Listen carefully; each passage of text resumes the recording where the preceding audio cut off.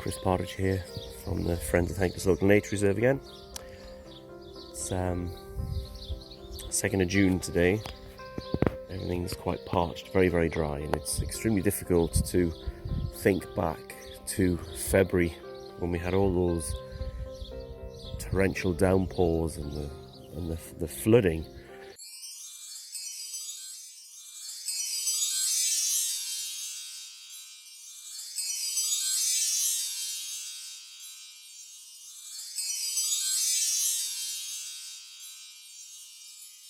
But I just wanted to talk a little bit about one of our projects which has been funded, Local Place for Nature project, around sustainable drainage systems.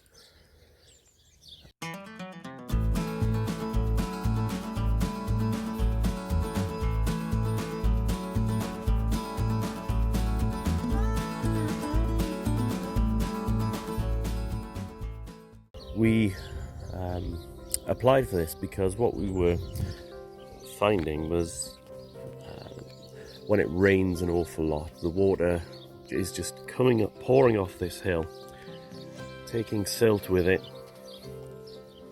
which then just runs down and blocks the drains.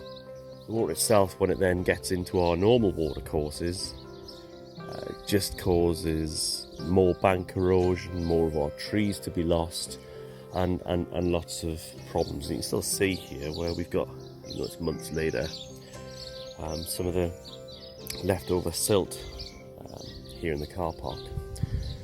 So although this edge here is quite nice, it hasn't been mowed, there's some knapweed and some other nice things along there. You can see the edge is very dry. The water that pours off this hill here hasn't got really anywhere to go. Once it gets to the bottom, it just goes on a path, then it goes down into the drain. So what we want to do here is we're going to build some, not particularly high, but some raised beds here right against the curb edge there, which are going to span from somewhere where my shadow is, next to the brambles, coming along all the way along this little edge here,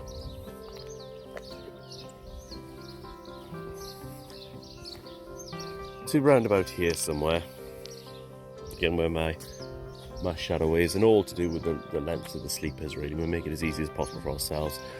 And I don't know how we'll build these sleepers in the end, but essentially it's going to have several meters cubed of soil, and that's going to be capped off with a suds wildflower turf. So it'll be a species rich mix, a bit like we have on the other side of the car park. This is our wildflower turf from 2016 with our Natural Buzz project. It's very low maintenance. We cut it once a year. Lots of different native species in there, which is good for the diversity. We really like the turf. There's no chemicals. You don't need to dig the ground up very much, and it's very easy to look after. And there'll still be the bank of all the flowers, and essentially this field goes back way hundreds of meters. So it's a small loss of habitat, but it should hopefully help to contain, or at least slow down, some of this water from getting down and blocking our drains.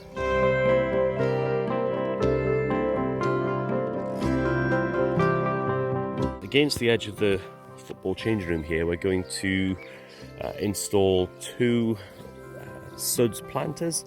So it's not quite half and half, but let's say half of it is soil, and then the other half of these big planters are a water storage area. So it's a bit like having water butts, which we would have access to.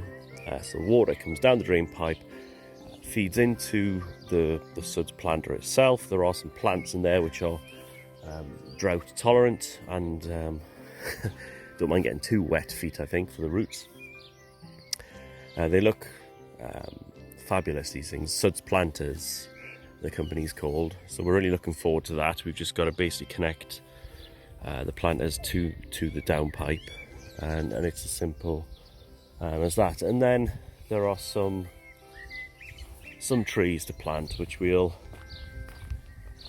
put some up on this bank here, and we'll put some along that edge, the side of the football pitch,